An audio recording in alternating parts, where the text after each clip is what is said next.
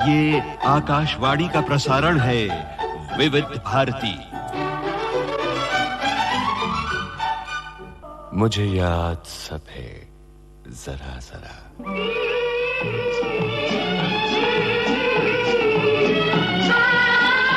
मुझे याद सब है जरा जरा, मुझे याद सब है जरा जरा, वो लम्हा लम्हा साथ है,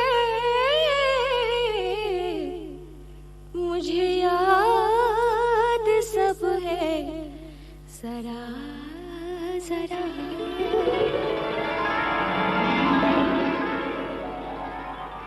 नमस्कार, मुझे याद सब है जरा जरा। दोस्तों, आज के इस प्रोग्राम में हमारी मेहमान हैं फिल्म अभिनेत्री और गायिका राजेश्वरी सचदेव। आपसे बातचीत कर रहे हैं संजय कपूर। राजेश्वरी, स्वागत है आपका हमारे स्टूडियोज में। नमस्कार, बहुत बहुत शुक्रिया। कार्यक्रम की शुरुआत हम बचपन से करते हैं, क्योंकि इंसान का जो जीवन होता है उसका सबसे पहला चरण उसका बचपन जी हाँ, फाउंडेशन जो है, फाउंडेशन बचपन होता है जी। और बचपन में हर बच्चा, आप भी बच्चा रही होंगी, कभी बच्ची रही होंगी, हर बच्चा बहुत शरारती रहता है। तो सबसे पहले आप हमें ये बताइए, कोई ऐसी शरारत आपने जो की हो जो आप भूल ना पाई हो, अभी तक ना भूल पाई हो? शरारत तो मैं आज तक करती हूँ, लेकिन तब की बात जो आप कर रहे हैं, देखिए बचपन में तो बहुत शरारतें की हैं। इस तरह से अब पता नहीं क्या कुछ नहीं किया तब। अब कोई ऐसी शरारत जिसके लिए आपको पनिशमेंट मिला हो, मतलब आपके मम्मी डैडी ने आपको कुछ कहा हो, या फिर स्कूल में कोई ऐसी शरारत की हो आपने? मैं ये कहूंगी कि I was a very sensible child. तो मेरी जो शरारतें होती थी बड़ी जो नॉर्मल होती थी, जैसे कहीं अब किसी पेड़ पे चढ़ गए और फिर उतरना नहीं आ रहा कि उतरे किस तरह से, इस तरह की बातें। लेकिन क्योंकि आप बचपन की बातें कर रहे हैं तो बचपन की बहुत सी यादें हैं। मुझे अपना पहला नाइटमेयर याद है, 3 साल की रही होंगी। मेरा घर है और मेरे घर को लीड करती हुई 3 सीढ़ियां हैं और सडनली वहां अंधेरा है और मैं घर के बाहर हूँ, एकदम अकेली। मम्मी नहीं है, डैडी नहीं है, पता नहीं कहाँ गए, शायद अंदर, घर के अंदर है। और मैंने सर ऊंचा करके ऊपर फर्स्ट फ्लोर की तरफ देखा तो वहां कोई एक आदमी था with black hood on his head और वाइट चेहरा। और मैं डर के अंदर घर की तरफ भागी तो मेरे घर का दरवाजा कोई खटखटा रहा था। जब उसने मेरी तरफ पलट के देखा तो उसका भी चेहरा बिल्कुल वाइट था और उसके सर पे कोई काला कपड़ा ढका हुआ था। ये मुझे याद है और मैं बहुत जोर की चीखी थी। बस this was my first nightmare, I remember. उसके बाद मुझे इस तरह के सपने कभी नहीं आए हैं, थैंक गॉड। और कोई ऐसी खास बात, कभी आपको किसी बात के ऊपर कुछ कहा हो आपके घर वालों ने? वैसे मेरी पेरेंट्स ने कभी इस बात पर ऑब्जेक्ट नहीं किया कि दिन भर खेलती रहती थी, कि चलो खेलती तो है, दैट्स वेरी गुड।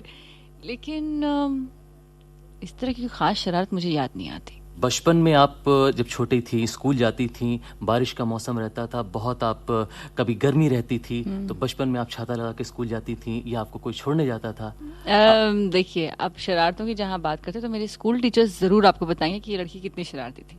क्योंकि स्कूल में मुझे सबसे ज्यादा तकलीफ देती थी होमवर्क करना used to be the bane of my existence, specially maths. मुझे कभी मैथ समझ नहीं आया, आज भी नहीं समझ आता, लेकिन तब मैं बिल्कुल उसका होमवर्क नहीं करती थी तो डेफिनेटली उसकी सजा मुझे मिलती थी। मैं अपने क्लास के लास्ट रो में जाके बेंच पर खड़ी होती थी, कभी हाथ ऊपर, कभी मुर्गा बन के। बस इस हद तक का जरूर अपने होमवर्क को लेकर मैंने बहुत पनिशमेंट्स मुझे मिली है।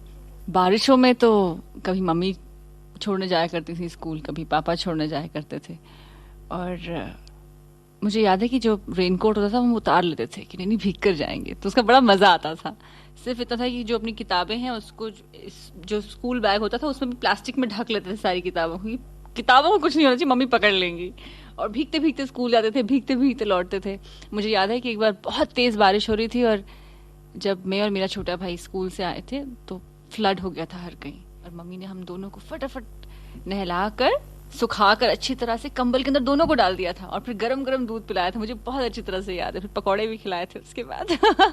लेकिन अभी तो आपको काफी शूटिंग करनी होती होगी, और शूटिंग में बहुत सारी लाइट्स लगती हैं जी। लेकिन अभी जैसे आपने बताया स्कूल जाते थे, आपकी मम्मी छोड़ने जाती थी आपको, आप छतरी लगा के जाते थे, तो जब ये आप शूटिंग करते हैं तो उस समय आपको क्या लगता है? जब आप अपने बचपन की तरफ जाइए, बचपन की तरफ आप देखिए, तो क्या महसूस होता है आपको आज की लाइफ में? और आजकल रिस्पॉन्सिबिलिटी ज्यादा होगी, इस तरह से मजे के लिए भीगना इज नॉट रियली अलाउड। कहीं बीमार पड़ गए तो मुसीबत हो जाएगी। लेकिन आजकल जो बचपन में सीखा है ना कि बारिश के वक्त किसी इलेक्ट्रिसिटी की चीज को हाथ नहीं लगाना, शूटिंग्स पे वायर्स का ध्यान देना। आज भी मुझे घर के बैठते कहकर भेजते हैं कि बारिश का सीन है, कुछ है, बारिश में वायर संभाल के, लाइट संभाल के, छू नहीं लेना किसी लाइट को। ये सब चीजों का ध्यान रखना पड़ता है आजकल। गायन में भी आपकी रुचि है, काफी एल्बम्स आपके इस समय मार्केट में आ चुके हैं। तो अभिनय और गायन ये दो अलग अलग विधाएं हैं, इन दोनों को आप कैसे इनमें सामंजस्य स्थापित करती हैं? देखिए, जहाँ संगीत का सवाल है, इसमें तो मैं अचानक आ गई एज अ सिंगर, लेकिन म्यूजिक में बचपन से रुचि थी। बचपन से घर में अच्छा संगीत सुना, क्योंकि घर वाले बड़े सुरीले हैं। पापा अच्छे गाने सुनते थे, मम्मी अच्छे गाने सुनती थी। मुझे याद है छोटी थी जब, तो मैं उनसे जरूर लोरी सुना करती थी, काफी सालों तक सुना करती थी। तो दोनों मम्मी डैडी को डुएट गाना पड़ता था, और मैं जो उनसे गाना कहती थी गाने के लिए, वो गाना हुआ करता था, आ लौट के आजा मेरे मीत, तुझे मेरे गीत बुलाते हैं। अभिनय क्षेत्र में आने का निर्णय आपने कब लिया? मतलब शुरुआत से बचपन से आपका शौक था या?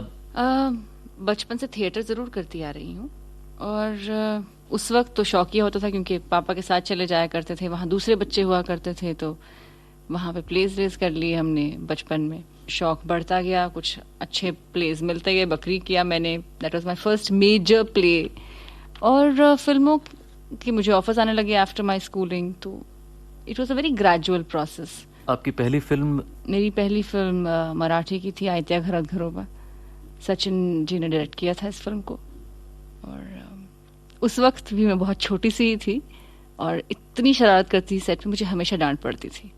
मुझे याद है अशोक सराफ, लक्ष्मीकांत बेर्डे सब उस फिल्म में थे, और रिहर्सल्स करने के लिए मुझे बुलाते थे। तो मैं सपोज सेट के दूसरे एंड में, तो मैं दौड़ी दौड़ी आती थी, चेयर से जंप करके, सोफे पे से जंप करके। सब कहते तुम हीरोइन ऑफ फिल्म की, बिहेव योरसेल्फ, इस तरह कूदते फांदते मत आओ। और but I really enjoyed myself. It was a growing up. It was a very wonderful experience actually. तो यहाँ पर राजेश्वरी, हम आपसे चाहेंगे कि आप अपने किसी एल्बम का कोई एक मुखड़ा जो कि आपको बहुत ज्यादा पसंद हो, आप हमें सुनाइए। मेरी जो नई एल्बम है मुखड़ा पिया का, उसका जो गाना है, मेन टाइटल सॉन्ग जो है, वो मुझे बहुत पसंद है, बहुत मेलोडियस है। कुलदीप सिंह जी ने इसका संगीत दिया है और नक्श लालपुरी साहब ने लिखा है। इसकी बिगिनिंग के जो बोल हैं वो पोठोहारी में है, और लेकिन जो मुखड़ा जो मेन शुरू होता है वो है, मुखड़ा पिया का देख के चंचल मन लहरा गया, आंखों से उसने बात की, सारा बदन शर्मा गया, नी मैं की करा, नी मैं की करा, मेरे पिया से उलझ गई नैन रे, मेरे पिया से उलझ गई नैन। मुझे याद सब है जरा जरा। आज के इस प्रोग्राम में हमारी मेहमान हैं फिल्म अभिनेत्री और गायिका राजेश्वरी सचदेव। आपसे बातचीत कर रहे हैं संजय कपूर। राजेश्वरी, ये बताइए कि आप एक अच्छी क्लासिकल डांसर भी हैं जी, तो ये शौक आपको बचपन से ही था या फिर? हाँ, मम्मी डैडी कहते हैं कि छोटी सी थी जब दूर से म्यूजिक सुनती तो नाचना शुरू हो जाती थी, तो दे थॉट कि क्यों ना सिखाया जाए, अगर किसी चीज में इंटरेस्ट है बच्चे का तो लेट हर लर्न समथिंग। तो बचपन में मुझे डांस क्लास में सीखने के लिए भेज दिया गया। मैं राजराजेश्वरी से मैंने भरतनाट्यम की ट्रेनिंग ली, और बहुत रेगुलरली मैं सीखती थी टू एंजॉय माई सेल्फ। मुझे याद है कि एक बार मुझे चिकन पॉक्स हो गया था, पता नहीं क्या हुआ था, और काफ़ी लंबे समय के लिए डिसकंटिन्यू मुझे करना पड़ा, कुछ महीनों के लिए। और फिर मैंने जाना छोड़ दिया डांस क्लास। तो एक बार जिद करके सुबह उठी, मुझे इस बार डांस क्लास वापस एडमिशन दिलवाओ, मुझे जाना है, because I was enjoying my self.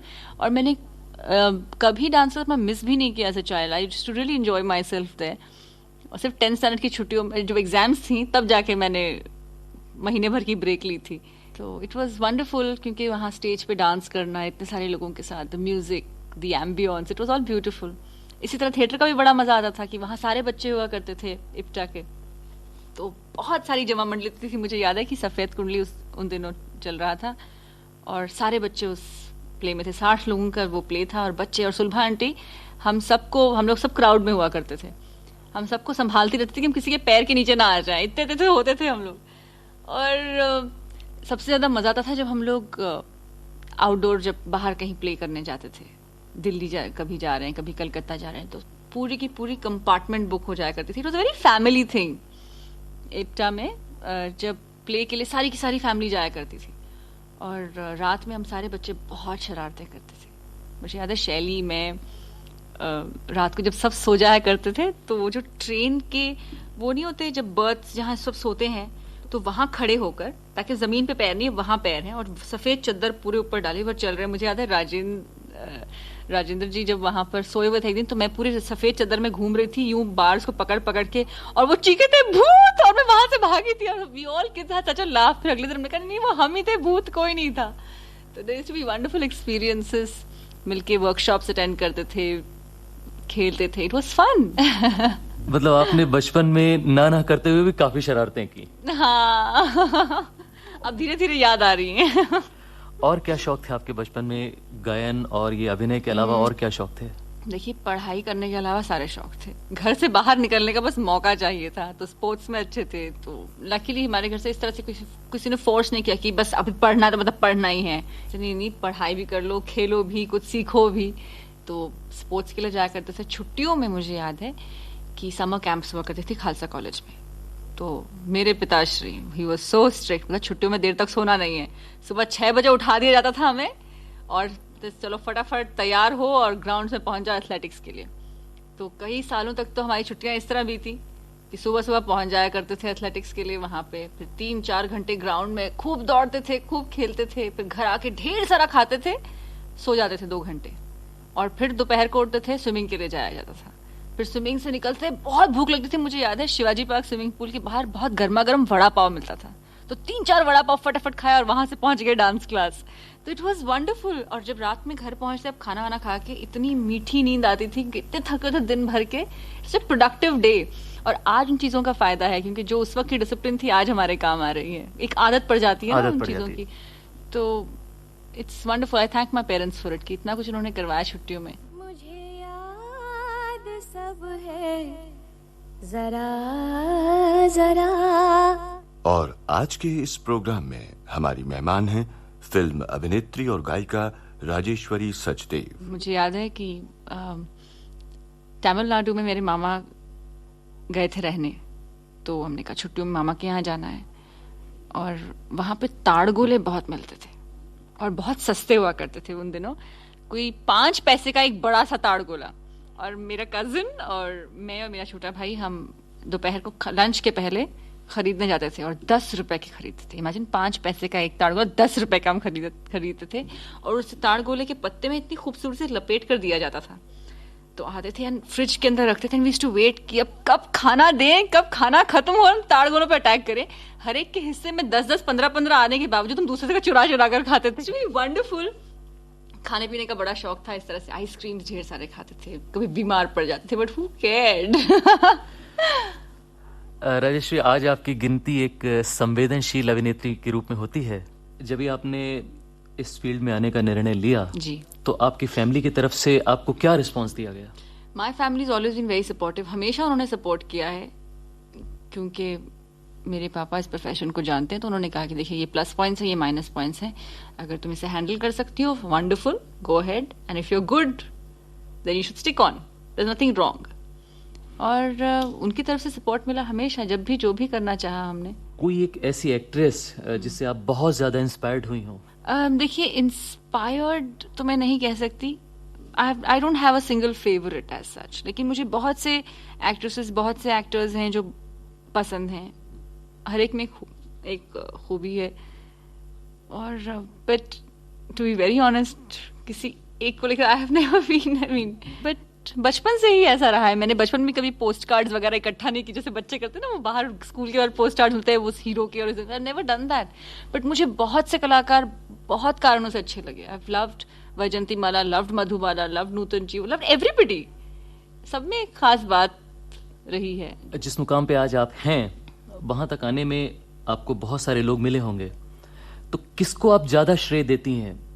Who is behind your success? देखिए, अगर एक अच्छी परफॉर्मेंस होती है तो उसके लिए सबसे पहले बहुत अच्छी स्क्रिप्ट होती है, बहुत अच्छी स्क्रिप्ट होती है, बहुत अच्छे डायरेक्टर होते हैं. फिर आपको वो मिलनी चाहिए स्क्रिप्ट, और फिर आप उसे अच्छी तरह से कर लें. बहुत से फैक्टर्स होते हैं.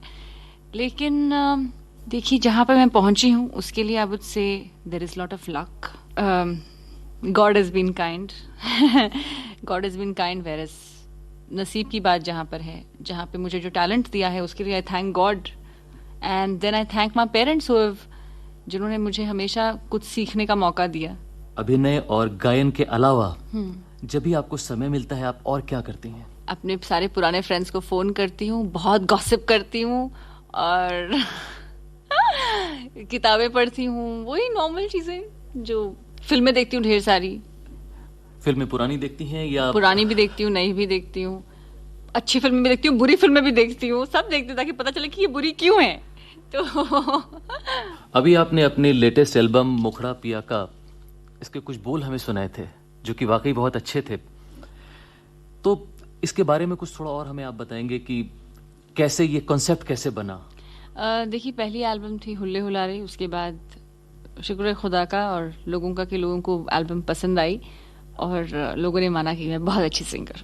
अब पहले से बेहतर काम करना है तो मेहनत इसमें काफ़ी मैंने की. ऐसा नहीं था कि पहले मैं नहीं की, लेकिन पहले की एक्सपीरियंस को लेते हुए you want to improve from the first time. और इसमें संगीत दिया है कुलदीप सिंह जी ने और सारे इसके जो बोल हैं सारे गानों के वो लिखे हैं नक्श लायलपुरी साहब ने. और अलग अलग किस्म के गाने हैं. एक मेरा जो सबसे पसंदीदा गाना है इसमें वो है जलवा, तेरा जलवा है हर सू. या हम चाहेंगे कि आप थोड़ा हमको गा के सुनाइए. अरे जरूर जरूर जरूर.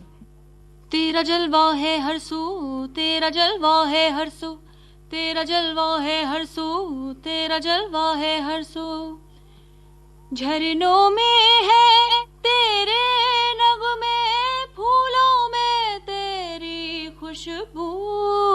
तेरा जलवा है हर सू, तेरा जलवा है हर सू, तेरा जलवा है हर सू, तेरा जलवा है हर सू. दोस्तों, अपने रेडियो सेट पर आपने ट्यून किया है मुझे याद सब है जरा जरा.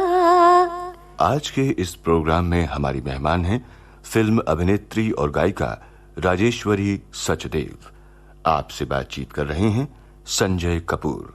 अभी आपका एक प्रोग्राम आ रहा है अंताक्षरी जी. वो काफी ज्यादा जिसको कहा जाए लोकप्रिय कार्यक्रम है. Antakshari has been a learning experience. बहुत कुछ सीखने को मिला वहां पर. वो totally it's a different game all together, जहाँ पे एक ऑडियंस के साथ इंटरेक्शन है, एक बहुत अलग किस्म की ऑडियंस है. और उससे क्या सीखने को मिला ये कहना मुश्किल है, पर बहुत सी चीजें दैट यू लर्न. एक धारावाहिक आपका मार्गरीटा नाम से आया था जी, जिसके लिए आपको अवार्ड भी मिला था. उस सीरियल को जो कि 26 एपिसोड का था, उसकी डायरेक्टर थी पार्वती. वो जो पूरा यूनिट था वो सब यंग लोग थे. मतलब everybody was between 20 and 28, everybody was very young. तो माहौल बड़ा अच्छा था वहाँ पे. एंड वो कहानी बहुत अच्छी थी, किताब पर आधारित थी. और उसमें काम करते बड़ा अच्छा लगा था. टेलीविजन पे एक नई बात हम कहने जा रहे थे, एक नए इट वाज मैजिक रियलिज्म. तो it was interesting, it was fun. और जब अवार्ड मिल गया तो सोने पे सुहागा. गर्मी के मौसम में अगर आप शूटिंग करती हैं तो आप इंडोर शूटिंग ज्यादा प्रेफर करती हैं या आउटडोर शूटिंग प्रेफर करती हैं? अगर सच सच बताऊं तो ऐसे में बड़ा मजा था जब कोई कहते हैं कि ठंडी ठंडी जगह में जाते हैं शूटिंग करने, लेकिन ऐसे होता नहीं है. हमेशा आपको बम्बई की गर्मी में शूटिंग करना पड़ता है. कभी कभी तो आपको राजस्थान जैसी जगह जाना पड़ता है जहाँ बहुत ज्यादा गर्मी होती है, अप नॉर्थ. तो वो भी करते हैं, लेकिन उस वक्त यू हैव टू से कि this is a work, we have accepted it, you are like a soldier there, you have to work. चाहे गर्मी हो, ठंड हो, बरसात हो, काम तो करना पड़ेगा. और इसके लिए again I will thank all the discipline that we got as children. जब बचपन में हमारे जो स्पोर्ट्स के कोच थे, एथलेटिक्स के, जो सरवाल सर हमारे खालसा कॉलेज में, जब वो कहते थे क्या है, थकावट हो रही है, पेट दुख रहा है, दौड़ो, धूप है, अच्छा तो धूप में दौड़ना नहीं है, दौड़ो. ऑल द ट्रेनिंग अब जाके काम आती है. जब वो एक एनर्जी है, वो एक स्टैमिना है. एंड जब भी ऐसे कुछ होता है कि यार अब शूटिंग नहीं करनी, हम कहते हैं नहीं अब करनी है, शूटिंग तो करना पड़ता है उस वक्त. अभी आपकी फिल्म राहुल रिलीज हुई है जी. फिल्म के दरमियान, मेकिंग के दरमियान आपके क्या एक्सपीरियंस रहे? कुछ आप बताइए हमको. देखिए, राहुल एक छोटे बच्चे की कहानी है. बड़ा प्यारा सा बच्चा है, यश पाठक, और कुछ 4.5-5 साल का बच्चा है वो. प्रकाश झा ने फिल्म को डायरेक्ट किया है. और ये फिल्म बच्चे की कहानी है. बच्चे के जो पेरेंट्स हैं वो डिवोर्स्ड हैं और जो मेरा किरदार था फिल्म में वो राहुल की बहुत अच्छी दोस्त है और वो राहुल के फादर के साथ शादी करने वाली है, तो I am going to be his mother. Sensitive film, sensitive बातें हैं बच्चे की जिंदगी में क्या क्या होता है जब उसके पेरेंट्स डिवोर्स्ड होते हैं, how he accepts me, how I accept the child, और वो किस तरह से अपने मन की बात मुझसे कहता है। तो it's a very nice film, relationships पे है। श्याम बेनेगल की एक फिल्म हरी भरी जी, काफी अच्छी फिल्म थी जी। इसके बारे में भी कुछ हम जानना चाहेंगे आपसे। हरी भरी जो है, it's on women's reproductive rights. इसमें 5 औरतें हैं, 5 औरतों की कहानी है जो एक फैमिली को बिलोंग करती हैं, सारी औरतें। सबसे जो बड़ी हैं वो नानी अम्मा जो सुरेखा सीकरी हैं, उनकी बेटी शबाना आज़मी की बेटी सलमा यानी मैं, राजेश्वरी सचदेव, और घर की जो 2 बहुएं हैं वो हैं नंदिता दास और अलका त्रिवेदी। और इसमें मैंने 14 साल की लड़की की भूमिका की है। करते बड़ा मजा आया और सारी बचपन की यादें ताज़ा हुई। और but apart from that it is a beautiful film. It's a very sensitive subject, very serious subject, लेकिन इतनी फ्रेशनेस से हैंडल किया गया है। आप पूरी फिल्म में आप हंसेंगे, you will enjoy the film very much. और येट इसके बावजूद हंसते हंसते जो मैसेज है वो बिल्कुल सामने पेश किया जाता है। इसकी इतनी परतें हैं इस फिल्म की कि इसे एक लाइन में एक्सप्लेन करना बहुत मुश्किल है, apart from the fact saying कि it's about women's reproductive rights. So it sounds very serious. आपके पसंदीदा निर्देशकों में से किसी खास निर्देशक का नाम आप बताना चाहेंगे आप? जिनके साथ मैंने अब तक काम किया या अदरवाइज किन किन के नाम लूं, किन किन के ना लूं? हिंदुस्तान में तो बहुत सारे हैं, यश चोपड़ा से लेकर सुभाष घई से लेकर राम गोपाल वर्मा से लेकर बहुत सारे बहुत अच्छे निर्देशक हैं, क्योंकि हर एक में एक ऐसी खास बात है जो उनकी स्पेशलिटी है, विच इज ब्यूटीफुल। श्रोताओं, यहाँ पर हम राजेश्वर जी से उनकी पसंद का, उनकी आवाज में नहीं बल्कि उनके किसी फेवरेट सिंगर की आवाज में। आप मेरी आवाज और नहीं सुनना चाहते इसका मतलब? हम आपकी आवाज जरूर सुनना चाहेंगे, लेकिन यहाँ पर हम उनके किसी पसंदीदा गायक या गायिका की आवाज में कोई ऐसा गाना जो बहुत ही अच्छा उन्हें लगता हो, हम सुनना चाहेंगे। आशा जी का वो गाना ज्वेल थीफ का जो तनुजा जी पे पिक्चराइज्ड है। रात अंधेरी है, बुझ गए दिए, आके मेरे पास, कानों में मेरे। थिएटर आप काफी कर चुकी हैं जी। आजकल आप कितना समय दे पाती हैं थिएटर में? ऑन एंड ऑफ थिएटर करती हूँ। मैं ये नहीं कहती कि हर रोज मैं थिएटर कर पाती हूँ, अनफॉर्चुनेटली ऐसा नहीं है, लेकिन जो प्लेज कुछ तैयार थे पहले कि उनके शोज में ज़रूर करती हूँ। जैसे शतरंज के मोहरे हैं, PL देशपांडे का लिखा हुआ प्ले, जिसके डायरेक्टर रमेश तलवार है, और पिछले पता नहीं 30 सालों से ये प्ले हो रहा है। अब मेरे कुछ 1-2 सालों से मेरा नंबर लगा है, तो वो एक प्ले करती हूँ। फिर एक प्ले है जमीला बाई कलाली, इला अरुण के साथ के राणा डायरेक्टर हैं। ये प्ले हम 3 साल पहले तक रेगुलरली किया करते थे, 3 साल तक गैप था, अब हम वापस से शुरू कर रहे हैं इस प्ले को। तो I will be back with at least 2 plays this year. So कैसा महसूस करती हैं जब आप एक प्ले करती हैं ऑन स्टेज? स्टेज का मज़ा ही कुछ और है, चाहे आप स्टेज पे गाना गाएं, डांस करें या फिर एक्ट करें, क्योंकि जो एक टेंशन होती है ना स्टेज की, इट्स लाइक विटामिन एक्चुअली। क्योंकि I think it's such an exercise in itself कि आपको एक पूरा प्ले याद रहता है, आप एक ऑडियंस के सामने जाते हैं, your presence of mind is required, everything is required ना, you are alert, you are there. उसका मजा ही कुछ और है, वहाँ ऑडियंस की जो रिस्पांस है उसी वक्त, इट्स विटामिन एब्सोल्युटली। अभी आपने बताया कि आप MS सत्यू और रमेश तलवार जैसे दिग्गज निर्देशकों के साथ भी थिएटर में काम कर चुकी हैं जी। तो कैसा आपको लगता है कि जो आजकल जो प्लेस आ रहे हैं, ये तो काफी सीनियर हमारे डायरेक्टर्स हैं। इनके साथ तो मैंने बचपन में जो पहला प्ले था सफेद कुंडली जिसमें क्राउड में थी, वो MS सत्यू का प्ले था। फिर उसके बाद तो इब्टा बालमंच के हमने ईदगाह वगैरह प्लेस किए थे, गोकुल, नया गोकुल, ईदगाह, और कौन सा था, हाँ ये।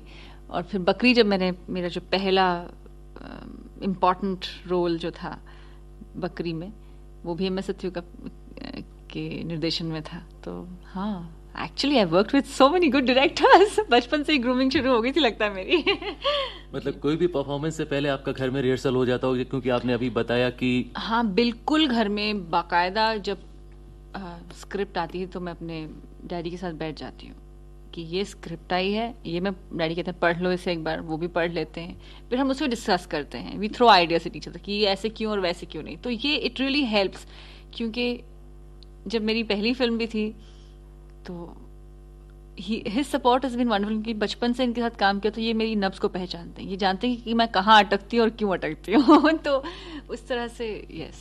ऐसी कहासुनी भी हो जाती होगी, आप किसी तरीके से करना चाह रहे हो कोई परफॉर्मेंस, आपके डैडी आपको बता रहे हैं कि नहीं तुमको इस तरह से करना है, तो देखिए इस तरह से परफॉर्मेंस करना ऐसे नहीं होता है, एक स्क्रिप्ट पर डिस्कशन होती है, वो तो वहाँ डायरेक्टर हैं सेट पे जिनका एक है, बट एक जब कोई एक स्क्रिप्ट मिलती है या कुछ होता है तो आप उस पर एक डिस्कशन करते हैं, उसमें पॉइंट्स ऑफ व्यू लेते हैं, क्योंकि आप यहाँ 4 लोगों से डिस्कस करते हैं, बाद में पूरी दुनिया उस फिल्म को डिस्कस करती है, तो you discuss it with people, you get ideas across, क्योंकि जरूरी नहीं कि जिस तरह से आपने एक चीज को इंटरप्रेट किया सामने वाला भी इसी तरह से इंटरप्रेट करेगा, तो when you keep talking then you come to one point.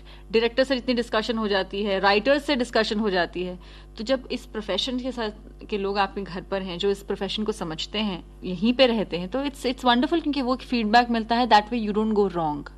और उसी तरह जब सूरज का 7वां घोड़ा जब मैंने की थी तब भी उस स्क्रिप्ट को लेके डिस्कशंस करते थे हम, आयता घरोबा के टाइम पे भी बहुत होती थी, तो it's wonderful when that kind of give and take happens. तो अभी आज जब आप कुछ प्लेस देखने जाती हैं या कोई भी फिल्म देखने जाती हैं, इतना नाम हो गया आपका, कैसा लगता है आपको इस मुकाम पे पहुंचने के बाद जब लोगों को अपनी तारीफ करते सुनती हैं आप? बड़ा अच्छा लगता है बहुत अच्छा लगता है, ऑफ कोर्स तारीफ सुनना किसे अच्छा नहीं लगता, सो इट्स, पर साथ में एक घबराहट भी होती है ताकि सब ऐसे एक्सपेक्ट करके बैठे कि हाँ आप तो अच्छा कर रही हैं, परफॉर्मेंस चलता है, बस कभी ऐसे ना हो जाए कि मैं अच्छा काम ना करूं और ये लोगों की जो उम्मीदें हैं उसे पानी फिर जाए, ऐसे कभी ना हो, उस बात का एक डर रहता है। मुझे याद सब है जरा जरा। और आज के इस प्रोग्राम में हमारी मेहमान हैं फिल्म अभिनेत्री और गायिका राजेश्वरी सचदेव। अभी तक जितनी भी फिल्में आपने करी हैं, लगभग हर फिल्म को कोई ना कोई अवार्ड जरूर मिला है, और हर फिल्म में आपके अभिनय की तारीफ भी की गई है, थैंक गॉड। हाँ और आपकी अधिकांश फिल्में जो हैं अच्छे निर्देशकों के साथ रही हैं, खासकर श्याम बेनेगल के साथ आपने बहुत सारी फिल्में की हैं जी। लेकिन दूसरी तरफ आपने और डायरेक्टर्स के साथ भी फिल्में की हैं जी। यहाँ एक सवाल आपसे ये पूछना चाहते हैं कि श्याम जी के साथ आपने इतनी फिल्में जो की हैं, क्या खास बात आपने उस निर्देशक में देखी? एज इन श्याम बेनेगल, उनके साथ देखिए काम करने में बहुत आसानी, जब पहली बार फिल्म की थी तो उनके साथ काम करना बहुत आसान था, उनको समझना बहुत आसान था, और आपको ऐसे कभी नहीं महसूस होने दिया कि आप श्याम बेनेगल के साथ काम कर रही हैं। आपकी भी उतनी इज्जत होती थी, मैं बहुत छोटी सी थी, मुझे 17-17.5 साल की थी उस वक्त, तो उस वक्त भी वो जो आपको एक अहमियत देते थे, आपकी एक राय को अहमियत दिया जाता था कि आप क्या कहना चाह रही हैं, आप किस तरह से सोच रही, that is very beautiful because that gives you confidence, तो वो एक खास बात है। अदरवाइज देखिए एक बात की बहुत श्योरिटी होती है, उनकी स्क्रिप्ट्स बहुत अच्छी होती हैं, यू नो कि वॉट एवर ही मेक्स, अगर वो सूरज का 7वां घोड़ा बनाए या वो जुबैदा बनाए, it's going to make sense, it's going to be a good film. I loved Zubeidaa, मैंने जुबैदा देखी, मुझे बहुत अच्छी लगी फिल्म, उस फिल्म में मैं नहीं हूँ, लेकिन दैट वाज अ ब्यूटीफुल। करिश्मा कपूर ने बहुत अच्छा काम किया उसमें हर एक ने बहुत अच्छा काम किया। तो अगेन देखिए वो एक सेंसिबिलिटीज होती है वे यू नो कि वो किसी भी, जिस तरह लोग कहते हैं कि ये आर्ट फिल्म है, ये कमर्शियल फिल्म है, ये बात मुझे समझ नहीं आती। I think this a good film और अ बैड फिल्म, और हर एक मेकर का अपना एक तरीका होता है फिल्म बनाने का, वो हर एक, जैसे आई नो तो श्याम बेनेगल फिल्म बहुत सी लेयर्स होंगी उस बात पे, वो कभी ये नहीं कहेंगे कि हाँ ये सही है और ये गलत है, वो पॉइंट्स ऑफ व्यू देते हैं हर एक कैरेक्टर को लेकर के, क्योंकि एक सीन अगर है तो जरूरी नहीं कि जिस तरह से मैं उसे देखती हूँ दूसरा कैरेक्टर उस तरह से देखते, तो जो लेयर्स है उसकी एक ब्यूटी होती है उनकी फिल्म में, दैट्स ब्यूटीफुल। जो पॉइंट्स ऑफ व्यू मिलते हैं दैट्स वंडरफुल, पर I can't compare him with other directors because her director का अपना एक स्टाइल होता है बनाने का। अब अगर हम लोग कहते हैं सुभाष घई, तो अगेन सुभाष घई, यश चोपड़ा, अगर हम कहते हैं कि मेन स्ट्रीम मेकर्स हैं, बट स्टिल उनके स्टाइल्स कितने डिस्टिंक्ट हैं। तो इन दी एंड एक फिल्म होती है, और जो भी उस फिल्म को लिखता है या जो उसके निर्देशक होता है वो अपनी एक थॉट को सामने रखता है, अपनी एक कहानी कहना चाहता है और अपने अपने ढंग से कहता है। आप खुद भी एक क्लासिकल डांसर रही हैं और काफी शोज भी आप करती होंगी जी। उस दरमियान कोई ऐसा एक्सपीरियंस आपका रहा हो? देखिए ऐसा होता है कि हमारी डांस क्लास में ना विजयदशमी वाले दिन सबके सब परफॉर्म करते हैं गुरु के सामने, ऑडियंस होती है। तो मैं जब बीच में कुछ साल नहीं सीख रही थी, तो लेकिन विजयदशमी वाले दिन मैं आशीर्वाद लेने जरूर जाती हूँ। तो मुझे अब मेरे गुरुजी ने कहा कि डांस करो अभी आके। अब जो मेरा ग्रुप जो आइटम पेश कर रहा था वो मुझे अच्छी तरह से याद नहीं था, और उन्होंने मुझे जगह दी थी बिल्कुल सेंटर में। तो मैंने 2 लड़कियों को कहा था कि आप लोग आगे आगे खड़े हो जाओ साइड्स में, मैं आप लोगों को देख के परफॉर्म कर रहा हूँ। That was one thing I can never forget. मुझे इतनी हंसी आई थी कि मैं एक्चुअली देख देख के परफॉर्म की, I was enjoying my self so much उसमें भी कि उसमें आधी चीजें याद भी आ गई मुझे।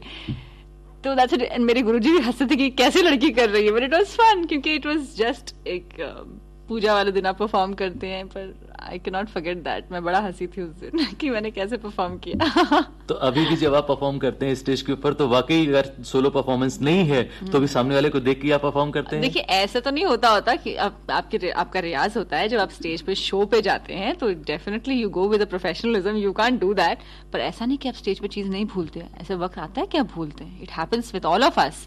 भले वो एक्टिंग कर रहे हो, स्टेज पे आप भी थिएटर करते हैं संजय जी, आपको पता है कि स्टेज पे कभी कभी एक आध लाइन मिस हो जाती है, लेकिन आप आगे बढ़ जाते हैं। You know how to handle it. That's why हम कहते हैं ना कि फाउंडेशन बहुत इंपॉर्टेंट होती है। जब आप कुछ साल सीखते हैं, सीखना बहुत जरूरी हो जाता है कि जब कभी ऐसी सिचुएशन आ जाए कि जब कोई चीज मिस हो जाए तो आप घबराते नहीं है। You know you can move ahead, आप कुछ और करके निकल सकते हो वहां से। लेकिन यहाँ पर एक सवाल मैं आपसे ये पूछना चाहूंगा कि जैसे अभी आपने बताया कि जब आप एक्टिंग कर रही हैं, कोई भी चीज अगर आप भूल गई तो उसको आप एडजस्ट कर लेते हैं, लेकिन अगर डांसिंग की जहां तक बात है हो जाता मैं सपोज कभी ऐसे हो जाए तो मैं रुक जाऊंगी, तो वो गड़बड़ है ना स्टेज पे, तो उस स्टेप की जगह कोई और स्टेप उसी बीट पे करके निकल जाते हैं, ऐसे कर लेते हैं। Show must go on, show must go on, show has to go on. पर ऐसे मैं वही कह रही हूँ, it shouldn't happen, it should not happen. ऐसे बहुत कम रेयर केसेस में होता है, लेकिन हो जाता है।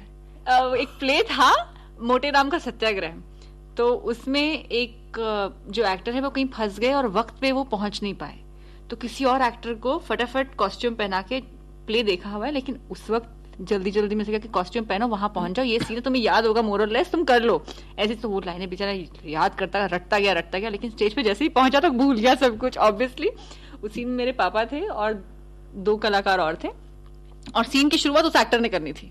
अब क्योंकि उसका सीन नहीं था और उसे हम जबरदस्ती खड़ा कर दिया था, तो वो लाइन उन्हें पता ही नहीं कि शुरू कैसे करें सीन। तो मुझे याद है हम लोग विंग्स में खड़े बड़े टेंशन में थे, और डैडी मेरे कहते हैं वहां से, साहब आप मुझसे ये नहीं पूछेंगे कि राशन के उन कार्ड का क्या होगा? हाँ, राशन के उस कार्ड का क्या होगा? लेकिन साहब ऐसा तो नहीं कि आप हमें जेल में डाल देंगे? हाँ, मैं आपको सब कुछ यहाँ से फीड कर रहे हैं कि चलते सीन में they did the scene like that, which was so hilarious. But देखिए दिस हैपेंस, पर इतना कि उस वक्त किस तरह निभा के आप चले गए, इतना लंबा सीन इस तरह से हुआ था, and we can never forget that. ये बताइए आप कि जब आप बतौर अभिनेत्री एक स्टेज शो कर रही हैं या फिर बतौर गायिका एक स्टेज शो कर रही हैं, दोनों में से किस जगह आपको, कहां पे आप ज्यादा कंफर्टेबल अपने आप को महसूस करती हैं? देखिए डेफिनेटली एज एन एक्ट्रेस, क्योंकि इतने सालों से काम करती है तो उसमें कंफर्ट लेवल ज्यादा है।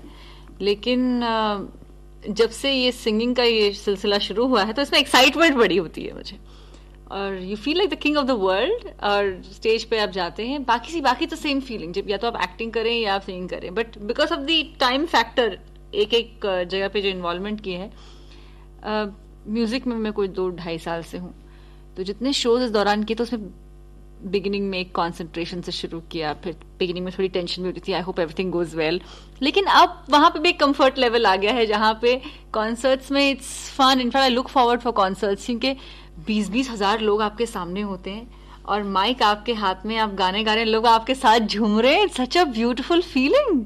अभी आप कुछ अपने शौक हमको बताएंगी? किताबें पढ़ती हूँ, बहुत टेलीविजन देखती हूँ, इसके अलावा फिल्में देखती हूँ, बहुत पुरानी फिल्में, इंग्लिश की भी और हिंदी की भी, मराठी की भी, बड़ी अच्छी अच्छी फिल्में ढेर सारी देखती हूँ, और सोती हूँ, फिर स्विमिंग करती हूँ, फिर खाती पीती हूँ, फिर गॉसिप करती हूँ। गॉसिप इज वेरी इंपॉर्टेंट, इसके बगैर खाना हजम नहीं होता, और बहुत सारे ऐसे शौक हैं। अपने फैंस, जो आपके तमाम फैंस हैं, उनके बारे में कुछ कहना चाहेंगे आप? इतना कहूंगी कि थैंक यू वेरी मच, आपने ये प्रोग्राम सुना। जब मुझे कहा गया कि ये जो प्रोग्राम है मुझे याद सब है जरा जरा, इसमें आपको कुछ बचपन की यादें बोलनी होगी, तो मैंने बहुत कुछ याद करके आई थी कि क्या क्या मेरी बचपन में हुआ था। वैसे तो बहुत याद था, इसलिए बातों बातों में बचपन में चली जाती। It's a wonderful topic. बचपन की बात तो हमेशा सबको अच्छी लगती है, this nostalgia, it's always beautiful, always brings a smile on your face. तो मुझे ये बात बहुत इंटरेस्टिंग लगी, और इसलिए हर जिंदगी के हर बात को बचपन से जोड़ती चली आई इस इंटरव्यू में, और बहुत अच्छा लगा ऐसे करते हुए। तो मैं आप लोगों का शुक्रिया अदा करती हूँ कि आप लोगों ने मुझे यहाँ बुलाया। जो हमारे श्रोता जो मुझे आज सुन रहे हैं उनका बहुत बहुत शुक्रिया, और उनकी वजह से आज मैं इस जगह पर हूँ, इसके लिए बहुत बहुत शुक्रिया। बहुत बहुत शुक्रिया राजेश्वरी आपका कि आप इतना समय निकाल कर हमारे स्टूडियोज में आई और श्रोताओं के लिए आपने कुछ कहा। धन्यवाद सो मच।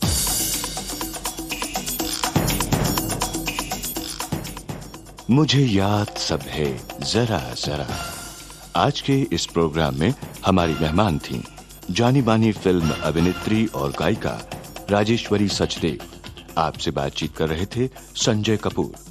इस कार्यक्रम के निर्माण से जुड़ी क्रिएटिव टीम का परिचय इस प्रकार है।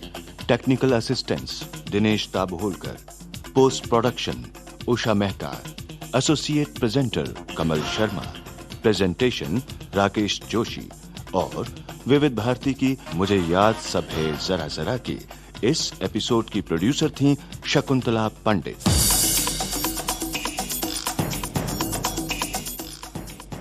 तो विविध भारती पर जरूर ट्यून कीजिएगा अपना पसंदीदा प्रोग्राम।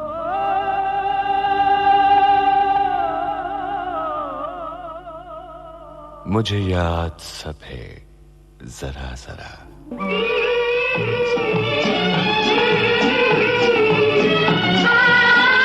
मुझे याद सब है जरा जरा। मुझे याद सब है जरा जरा, वो लम्हा लम्हा साथ है। मुझे याद सब है जरा जरा।